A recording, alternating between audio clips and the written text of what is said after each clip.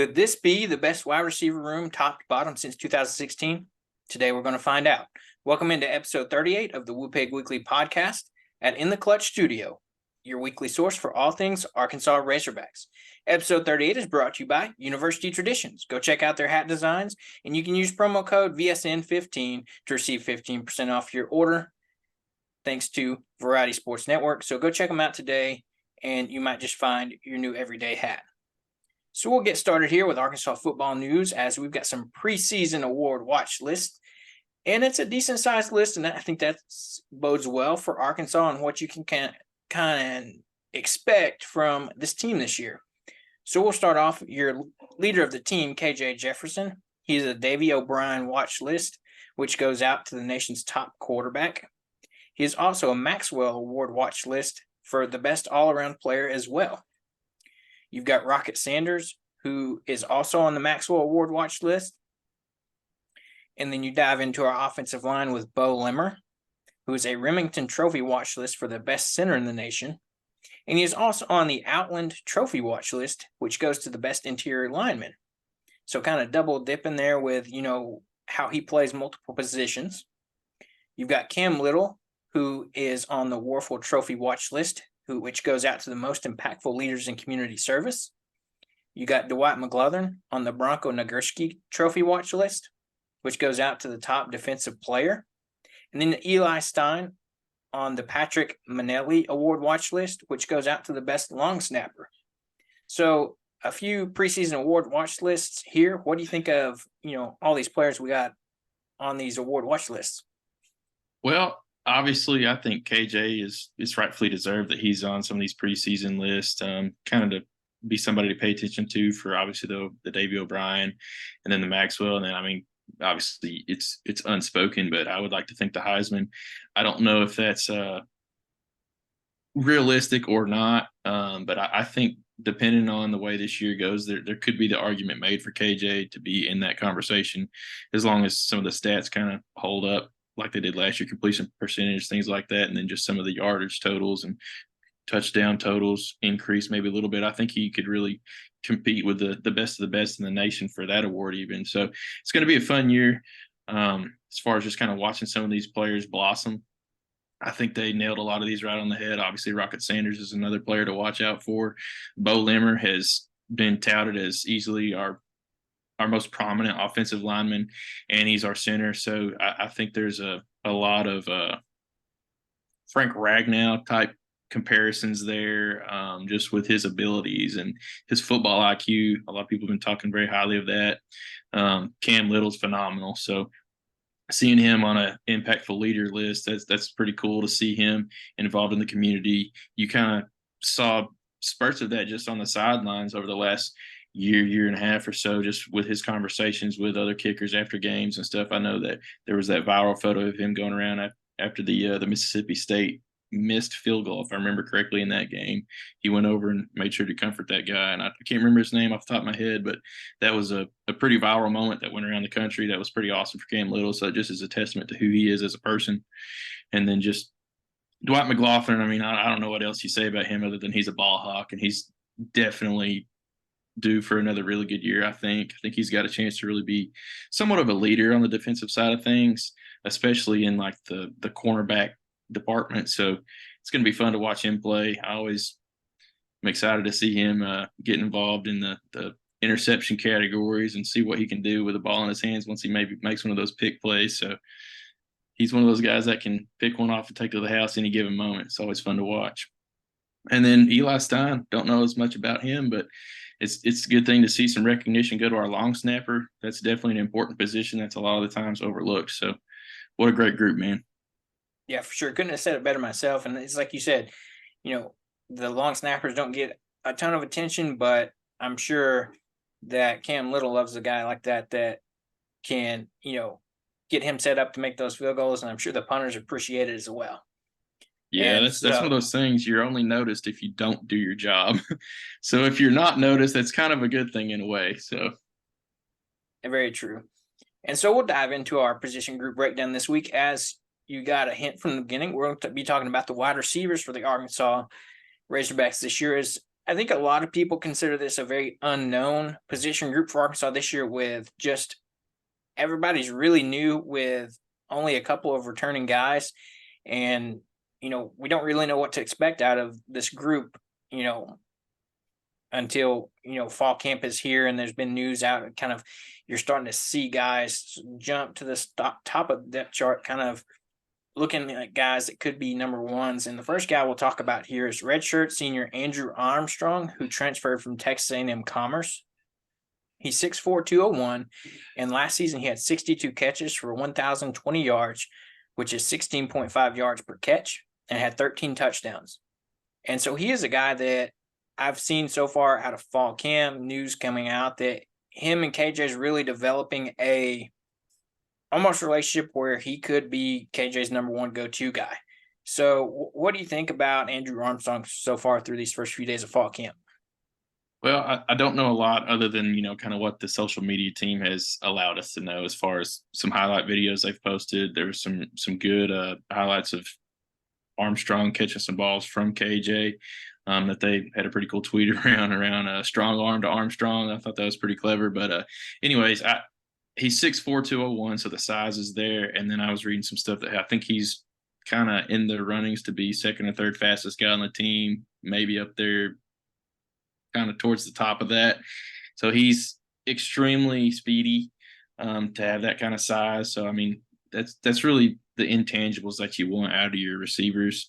And just him being a senior, obviously he's going to bring a little bit of veteran mentality to the group.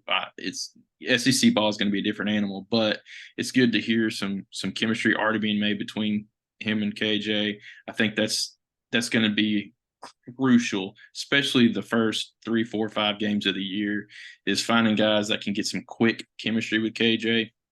And then we'll kind of see where the rest of things shake out as the year goes on. But I've read nothing but good things about Andrew Armstrong. Yeah. And I think that's one thing that is very tough in the instance of like bringing in a lot of transfer guys. It's like that's a quick time period that you've got to build that relationship and trust these guys to be able to, trust them to go up and get a ball when you make that deep throw or, the pass across the middle, that you've got to have that confidence in those players.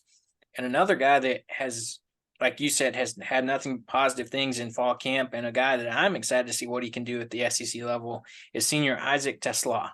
He's a 6'4", 216-pound receiver from Hillsdale College. Last season, he had 68 catches for 1,325 yards, averaging 19.5 yards per catch and 13 touchdowns. He was named the Great Midwest American Conference Offensive Player of the Year and also the team MVP. He's a guy that the thing that stands out to me as far as what I've seen from him in fall camp is his playmaking ability and catch radius. He's made some unbelievable catches already in fall camp, and I think that's might be what we're due for during the season this year. Yeah, I saw the same thing too. Just the ability, kind of that catch radius, like you say, be able to go and get balls that are at the very high point. Kind of all around left to right. If a ball's thrown a little bit behind him, it's not a problem. He can reach back and grab it. It's having that kind of versatility, you'll build a lot of trust with the quarterback very quickly that way. And I mean, just his body size, he's a borderline tight end. I mean, he's a big dude. So I could see him being, a real go-to type target, in the red zone, or if you're, third and four, needing kind of those in-between type plays. The sky's the limit for the options you could put him into as far as versatility goes, just with his size. So he's definitely going to be an exciting player to watch. Agreed. And then we'll talk about a guy that kind of really has been silent last year, and then towards the end of the year got a little bit more playing time. But a guy that I think is due for a breakout season this year is Isaiah Satania. He's 5'11", 180, on the smaller side of things, but fast as lightning. They say he's as quick as anybody. He got that agility. Last season he had 2 catches for 12 yards, but he's the guy from Arkansas's backyard right at Fayetteville High. Played for former Arkansas quarterback coach Casey Dick, who we've had on the show before. Had nothing but good things to say about the guy. And I think this could be the year that he could step up and, be a guy that could be a deep threat, almost big comparisons here, but a Tyreek Hill type of guy. He's smaller, but has got some speed. So I think that's what we can kind of expect to see out of him this season. Yeah, I completely agree with that take.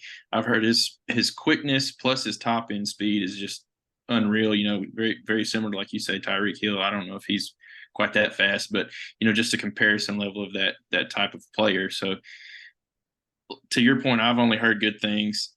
I think he's going to have to prove it on the football field and earn that trust with KJ. I think all of these wide receivers are going to kind of have that need cut out for each one of them to kind of develop their own rhythm with KJ, what their strengths are, what their weaknesses are, and really play off those.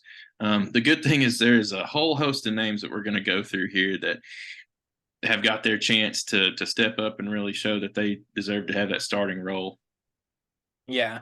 And then another guy that we're going to talk about here is easily one of the biggest wide receivers on the team is redshirt senior Tyrone Broden. He's 6'7", 195, had 32 catches for 506 yards for an average of 15.8 yards per catch last season with 7 touchdowns, and this was at Bowling Green. He is tied for the tallest player on the team and tied for the fastest player on the team at 22 miles per hour. So we're talking about those guys that are fast and speedy. He's one of those guys. And Coach Guyton mentioned he's a 6'7" guy that can move like he's 6'2". So I think that bodes well for, he is a bigger guy, but he understands how to move with that agility and that speed at that bigger size.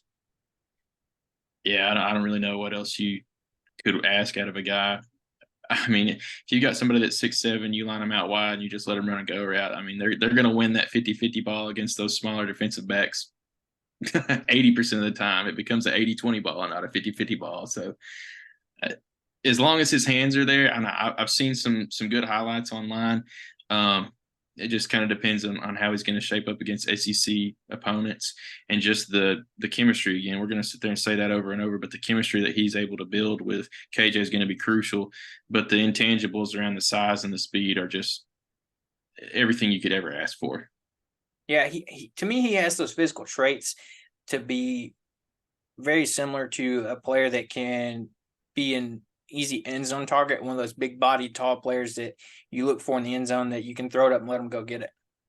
Yeah, that's very true. And then we'll jump over to another one of our returning players, redshirt sophomore Bryce Stevens. He's 6', 181. Last season for Arkansas, he had 9 catches for 109 yards, averaging 12.1 yards per catch and 1 touchdown. He's a guy that had an up and down season last year, had a big breakout game with that 1 touchdown where he had a long catch. I believe that was the A&M game last season that he scored his touchdown in. And so he's another guy that I've read reports that he's just back, another season here, being a redshirt sophomore. He's been here a couple years already. So, he's waited his time and he's fighting to get one of those starting spots. And I think he's one of those guys that's rotating in and taking, first team reps. But he's a guy that I think could have some potential for Arkansas this year as well. Yeah, he's somebody that's obviously got some history with KJ, and he did have some good highlights over mainly last year, if I remember correctly. But it definitely seemed like an up and down affair on just playing time. So depending on how much he's able to improve and kind of bolster his repertoire, I guess you could say. I mean, he's a little bit smaller, but that doesn't mean anything necessarily. So as long as that chemistry is there and kind of outmatches some of these other guys' size potential, I mean, there's obviously a lot of mouths to feed, but a lot of holes to fill too, if that makes sense. So I could see Bryce Stevens having a way bigger role this year than he's had the last 2 years here, just with some of the openings there are, I guess you could say, for wide receivers. Yeah. And then you jump over to redshirt sophomore Jaden Wilson, who's 6'3", 179. Last season for Arkansas, had 3 catches for 49 yards. So not necessarily as much playing time last season, but another guy that I think they've seen positive improvements from last year to this year, and that is, buying for playing time. I think we're going to say that about most of these guys, and it'll be interesting to see who actually lines up as your top 2 wide receivers, possibly 3, depending on what type of sets we run, when it comes down to that first Saturday in the fall where we step out on the field. So, he's another guy that could see some potential. You just never know at this point right now. Very true. And then we'll jump over to sophomore Sam Mbake. He's 6'3", 205. He played mainly on special teams in last season. He's a guy that jumped over due to depth issues last year on the defensive side of the ball as well and practice with the DBs. He's a guy that I think, again, is another one of those guys that's itching to play, has all the physical traits to, be an impact player here, but we'll see what he does against some of these transfer guys that came in and, all those roles are wide open. We have really not any returning guys, as we lost several guys to the draft last season. So, it's wide open here for any of these guys to step up and, try to get one of those starting roles.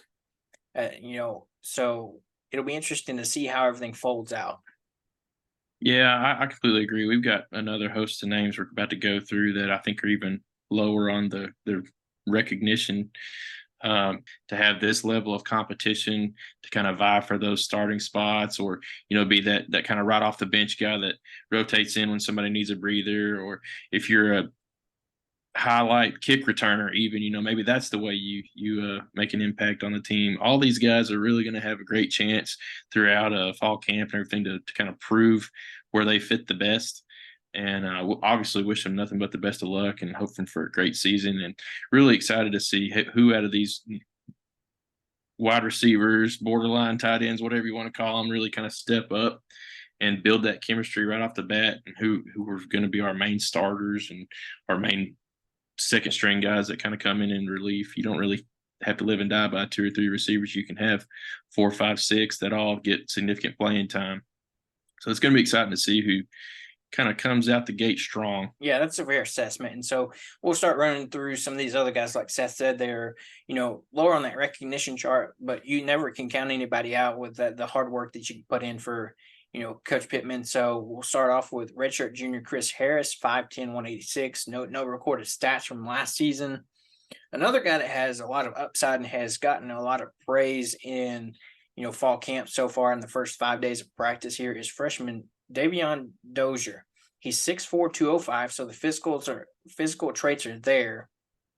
Last season in high school, he had 59 catches for 1,325 yards for an average of 22.5 yards per carry and 19 touchdowns. This was at Moody High School in Alabama. So a guy that we were able to, get an out-of-state guy, like we mentioned last week, going into other states, being able to pull guys like this.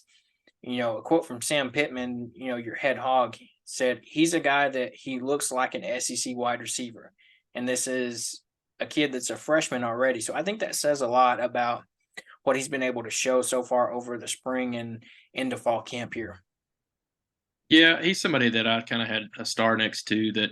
Obviously he's a freshman, so I think there's going to be somewhat of a difficulty for just seeing the field as much as maybe some of these transfer seniors, things like that. But just from a physical standpoint, I mean, he's the exact same size as Andrew Armstrong, actually 4 pounds bigger. And he was a freshman in high school last year, and Andrew Armstrong's a redshirt senior. So the dude's big, and he's probably only going to get a little bit bigger. I don't expect him to, put on 40 pounds like Rocket did or anything like that. But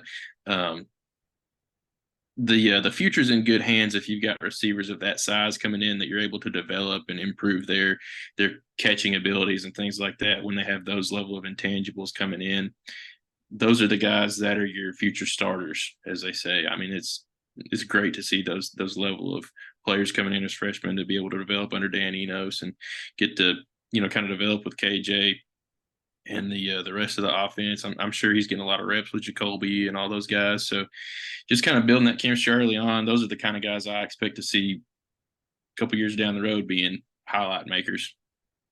Yeah, and agreed. It's like, we mentioned even Braylon Russell last week, a guy that these high school kids are coming in, it seems like just bigger, faster, and stronger than, before. And that's just mind blowing to see guys like this. But I mean, I think that's the trend that we're headed now in college football. Yeah, that's very true. Everybody's getting putting something in the food nowadays. Yeah. And so we'll jump over to redshirt freshman Cameron Bibby. He's 6'2", 183, no stats. He was a walk-on redshirt last season. You got redshirt sophomore Chris Rhodes, 6 foot, 179, no stats in 2022. You got freshman Desmond James, 6'2", 186, had 43 catches for 601 yards for 14 yards per carry and 5 touchdowns in high school at Clayton High School. So he's another guy that is an incoming freshman that could potentially work in with those two guys, and you never know what you're going to see from these guys. Another guy, redshirt sophomore Marlon Crockett, 6'4", 211, no stats. He's a transfer from Memphis. You got freshman Kalen Morris, 6'2", 187, had 95 catches for 1,593 yards, with averaging 16.8 yards per catch and 15 touchdowns. He's another guy that's in-state guy, right in Arkansas's backyard from Fayetteville High School. Played for Coach Casey Dick, so I'm sure him and Isaiah had some overlap. They probably know each other. Another guy that hopefully can carve out a role, whether it be this year or next year. Couple more guys here. Redshirt freshman Jace Petty, 5'8", 170. He joined Arkansas via open tryout this past spring. And then redshirt sophomore Khalil Giroux at 6'4", 187, and he joined Arkansas via open tryout in spring of 2022. Definitely a full wide receiver room. Obviously, some of these guys, I mean, they're not going to touch the field this year. You're going to have that in these position groups, but there is so much level of competition. Really, I mean, from top to bottom, honestly, I don't think anybody is a safe bet or a dangerous bet. I don't really know how you want to describe the opposite end of that, but I think there is just a really, really high level of competition that's going to be had between everybody in this wide receiver room to really kind of try to get that little edge above somebody else, maybe to vie for that starting spot or that, that first guy in spot. I think there is a lot of potential in this wide receiver room just from some of the videos we've seen, some of the stats and the highlights from these guys' previous college years or their high school years. Obviously, everybody's got to prove themselves when it comes to SEC competition. I think that's the one question mark that pretty much everybody has for this whole entire wide receiver room is even a couple of these guys that did play in the SEC last year didn't play a lot. They were only in certain snaps in certain games here and there. Obviously, Bryce Stevens is a good example of that. But I think it's a lot to be excited for with the potential level that all these guys have, especially guys like Armstrong, Tesla, Satenya, the speed, the size that some of these guys have is just it's really all you can ask for from an SEC wide receiver group. And so I'm just excited to see how fall camp kind of ends out, how much chemistry these guys are able to build prior to getting into the games, and then obviously your first two games mainly, and then going into that BYU game. That BYU game is going to be pretty critical. I think the competition levels are definitely going to ramp up there, and you're going to kind of separate the wheat from the chaff, as they say, and you're going to see who really is your playmakers that step up in those big moments. That's only going to carry on throughout the rest of the year, but you're going to have at least a couple of these guys really step up and be big targets for KJ that have confidence and that build that chemistry from an early get-go. It's very true. And I think it's like we've talked about, these, like you said, these guys are going to be crucial for KJ, especially if he's going to have the type of year that he's expected to have just after success last year and just building on top of that and staying healthy. He's going to have guys that he can trust to throw the ball to, can go up and get the ball, have those catch radiuses like we were talking about, be able to high point the balls and just be able to, in general, be playmakers out there for Arkansas. So, and I think some of these guys you've got to look at too, some of these lower on the list that we named here, some of their shots to play if they work hard is, getting out there on special teams and being able to just contribute where you're asked to. I think that's, where you got to really start. Yeah, I agree with that. I think one thing that's going to be really critical for some of these guys is to come in, have an impact early on, just to be able to show the threat of a solid passing attack. I think the tight ends are going to have to be pretty critical in that as well, because that's really going to be what makes or breaks Arkansas's run game. Everybody knows we're going to be able to run the ball, and probably going to be able to run the ball fairly well just with the running back group that we've got. Obviously, KJ is a astounding runner. Our offensive line has pretty good potential. I think there's a few fresh faces on there, but they're not young. There was some older transfers come in. I know one we got from Florida. I can't remember his name. Obviously, Bo Limmer is going to be a guy that you can really kind of build your line around. So I think we'll be able to run the ball well, but these wide receivers are going to have to be able to do well in their one-on-one matchups just to get defenses to not load the box, as they say. So that's really where I think there's some criticality in getting these guys chemistry early on. So you're not so one dimensional with the run game, or there's at least not so much of a thought of being one dimensional with the run game. Even if we are a little bit heavy on the run side of things, you've got to still be able to hit that home run ball with the deep shot passes, and whether it's play action or whatever the case may be, that threat has to be there for all the other pieces to line up, offensively speaking. So got to have some of these guys really step up at least a couple of plays a game to make other defenses respect our passing ability to really kind of keep Rocket free. So I think it'll all go hand in hand. Dan Enos is a master at it. You remember some of those years with Brandon Allen? We ran the ball very well, and we hit just enough of those big play bombs to kind of be a threat either way. And it did have success for us. I think we've got better players, a lot more talent in all the position groups, especially top to bottom of the wide receiver room. We've got more talent top to bottom, I think, than we've had in a long time. It's just going to depend on how well they're able to build that chemistry early on. Yeah, very true. And I think it's one of those things where we saw last year, some during points in different games, you saw our receivers struggle to get that separation to where they could be open for KJ to throw a pass. Not to say the guys we had last year weren't talented, but at points they struggled to get that separation. I think that's where some of these guys that have that high top end speed will be able to get better separation from, your defensive backs, even though, it will be a high level competition here in the SEC and maybe not what some of them are used to coming from, smaller conferences where the competition level is a little bit different. But, again, with all the raving they're getting in fall camp, I think we should be pretty solid at wide receiver this season. I agree, man. I'm excited to see how it shakes out. It's definitely one of the position groups with the biggest question marks, but sometimes with those big question marks come some big surprises. So don't be surprised if some of these guys really step up and surprise you with their ability and the stats that they're able to produce at an SEC level. Very true. So we'll take a quick break here and we'll be back and talk some Arkansas basketball news as the Arkansas women's basketball team have started their European tour. You know what I like? I like to be comfortable. I also love representing my favorite sports teams. And in the Clutch, I am able to have the best of both worlds. In the Clutch Apparel is your one-stop shop for all things sports. They have officially licensed gear from all your favorite teams and players from the NHL, MLB, NFL, and more. They have sports classic tees from yesteryear and beyond. Check out their full website in the link down below. When you enter the promo code Variety Sports, you get 10% off everything site-wide. Feel comfortable with your sports apparel and go over to their website now at intheclutch.com. And don't forget to use our code Variety Sports to get 10% off. All right, we are back now, and we're going to talk some Arkansas women's basketball. Yes, it's during the summer, but it is their European tour where they, similar to how the men's basketball team went to overseas last year, the women's team decided to take their own European tour this season as they are getting prepped for an interesting season for women's basketball. As there's a lot of unknowns. We lost a few people last year. It's definitely a lot of intrigue surrounding this team this season. But in game one versus the in Croatia All-Stars, the team got a win here. And this is not an error. This is not a typo. They won 124-12. They outscored this team by 112 points.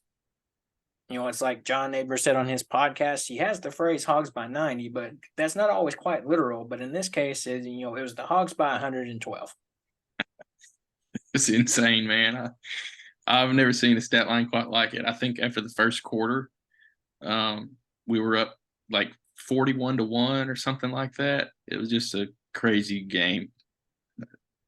Yeah, and I think, I don't think you need to overanalyze this or underanalyze this either. It's just one of those things where the score is what it is, and you can't really take too much from it. So we'll get into some of the stats for the game with our top scorers here, with your first one being Emery Ellis is a junior. She is a player that came off the bench last year for Arkansas and will likely see more playing time this season. And For this game, she scored 19 points, where she went 8 from 10 from the field, 1 of 3 from 3-point line, and 2 for 2 from the free throw line. Had 6 rebounds and 3 steals. So another player that you could see step up for Arkansas this year and be a key piece for this Razorback team. Another player you got to talk about who had a really great year as a freshman last year is redshirt sophomore Sailor Poffenbarger. She had 18 points, where she went 7 of 8 from the field, 2 of 2 from the 3-point line, and 2 of 2 from the free throw line. She also had 10 rebounds, 5 assists, 1 steal, and 2 blocks. So getting a double-double on the day. I think she's primed for another big year for Arkansas, whereas she was a key piece to that team last year in those games that they had, and just will probably continue to improve. And then another player that could be a surprise for Arkansas this year is, depending on how quickly she translates to the SEC college game, is Jenna Lawrence, who is a freshman from another backyard player from Farmington, Arkansas. She had 15 points, where she went 6 of 12 from the field goal and 3 of 5 from the 3-point line. No free throw shot. She had 9 rebounds, 1 assist, and 6 steals. So seems like a player that could potentially be one of those 3-point threats for Arkansas. As out of these top players here, shot the most 3-pointers out of all of them. And, it could be an exciting season for this women's team. Yeah, the thing that really sticks out to me here, just for Jenna Lawrence, is the 6 steals. Obviously, the competition level was just not a comparison, honestly, but still coming away with 6 steals, being a freshman, getting involved on the defense like that, that's promising. And then obviously being able to shoot the ball, that's even more promising. But we could sit here and talk stats on this game for a while, but it's just a good old-fashioned butt kicking is pretty much all you can say about it. But it's definitely going to be a confidence builder, I think, that you're able to go in and play a country's all-star team, which granted the competition level, like we say, is just it's apples and oranges, but being able to get a big win like that, it's going to be a confidence builder. You had a lot of people shoot the ball well at a high percentage rate, and that's definitely a confidence builder when you see the ball go through the hole. So definitely a great way to kind of start the early preseason, I guess you could say, to put things on the right track from the get-go. Yeah, that's a good take, and I think we'll see some more games over the next few weeks as they continue their tour, and we'll see.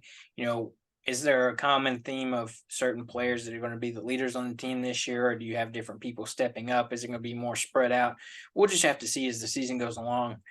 But they've got some more games coming up, and we'll tell you about that here in a little bit. But we'll jump over to some Arkansas soccer now, as Arkansas soccer has officially kicked off their season with their first exhibition game that happened this past Monday, where they played K-State, where this game ended in a tie, 1-1.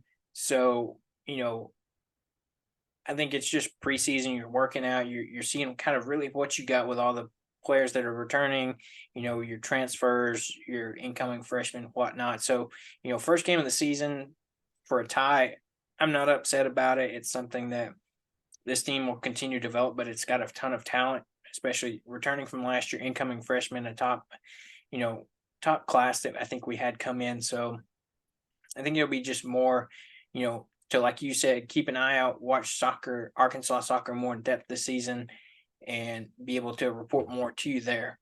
So you'll have another chance to see Arkansas soccer as they have another exhibition game coming up on August 12th, where they will play Southern Illinois University, Edwardsville, and another exhibition game before we're getting close to this regular season getting here. So do you anything you want to add there, Seth? Man, not really. Just like we've stated in a couple episodes previously, I think soccer is going to be a sport that I try to pay a lot more attention to, and I've done very poorly at that the last few years for the Razorback soccer team, and they've done great. So it's one of those things. The investments have been there, the recognition from the university has been there, and I think the recognition from the fans needs to be there. So I'm going to try to give them a little bit more of my time and try to get a little bit more involved on watching soccer and keeping up with it.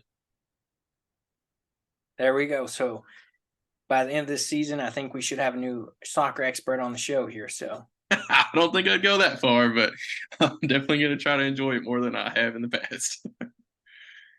So we'll jump over to Arkansas baseball here, where we have some former pro hogs here, former Razorbacks that are, promoting up through the ranks here in the minor leagues here. And the first one we're going to talk about here is Jared Wagner. The draft was just a little over a month and a half ago, and he's already getting promoted up to the Hudson Valley Renegades for the New York Yankees developmental teams here. And so I think that shows you, we saw glimpses of what he could be at Arkansas here with, in between the times while he wasn't injured. He's got that big play pro ability, I feel like, and I think you're seeing him advance through here really quick here. So Yeah, I was excited to see that. I think that's their high A affiliate. So he's got a good ways to go before he, makes it to the show. But it's always a good thing to see somebody kind of start to climb the rankings quickly. I think I can't remember exactly how many games I read that he had played, but he was batting 333, had a couple home runs and a couple doubles across a few different games. He only played, 5 or 6 games or something like that before he got called up to high A. So that's obviously promising, that he's not struggling to have production. So if you produce well from a batting standpoint and your defense holds up, you're going to get bumped up to a point to where they see it, how far you can go before maybe those numbers start to back off a bit. So I wouldn't be surprised if over the course of the minor league season, if he doesn't kind of move up maybe another bump or two. So he's going to be somebody to watch for sure. that's so true. And I think that just kind of shows you what kind of talent he's got there. And another guy, when you're talking about talent, is a guy we loved Arkansas and hated to see leave, when he did. But Caden Wallace, he got drafted by the Kansas City Royals and got put in their development program there. And he just got the news yesterday where he was called up from the Quad City River Bandits to your very own Northwest Arkansas Naturals. So he's coming back to the state of Arkansas. Will be playing right up here in Northwest Arkansas for the Kansas Royals team up here in Northwest Arkansas. So, going to have to get and go see some Naturals games over the next few months with former Razorback Caden Wallace now back in Northwest Arkansas. Yeah, we were talking just over text message. We're going to try to catch some tickets to go watch him play. I'm sure a lot of people will. I think that's going to do nothing but good things for the Naturals. Ticket sales is having somebody that's kind of a hometown hero, as they say, back in town. So I wouldn't be surprised to see some big game sellout number type crowds there whenever he makes his return to Northwest Arkansas. It's going to be exciting to have him there. I'm sure there'll be some fun interactions with fans and things of that nature. So everybody get some tickets to go watch the Nats play, maybe catch Caden after the game, get a signature or something like that. That's so true. And I think it might be some of those similar games to where, you had Kevin Kopps back in town, had some, big time attendance boosts there. And like you said, this is not going to do anything but help the Naturals there. So I think that's something that, will be exciting to see as, however soon he gets here. I think it should be pretty soon. I want to say I saw where he should be playing in the game Thursday this week. So pretty quick turnaround. I don't know where he's coming from right off the top of my head for the Quad City River Bandits, but, he'll be here and suited up for the Naturals by Thursday. So some exciting things going on. Things are starting to ramp up a little bit with the fall camp being here. Season's less than a month away now. I think today was 25 days till the first game. So that's exciting that we're getting so close to football season being here. You got your soccer kicked off. Your women's basketball has their European tour, which is exciting for them. So a lot of upcoming events that we've got coming up, and we'll quickly cover those as Arkansas women's basketball will take on another one of the European teams on August 9th. So another game that you can try to catch if you can figure out the time difference between here and wherever they're at.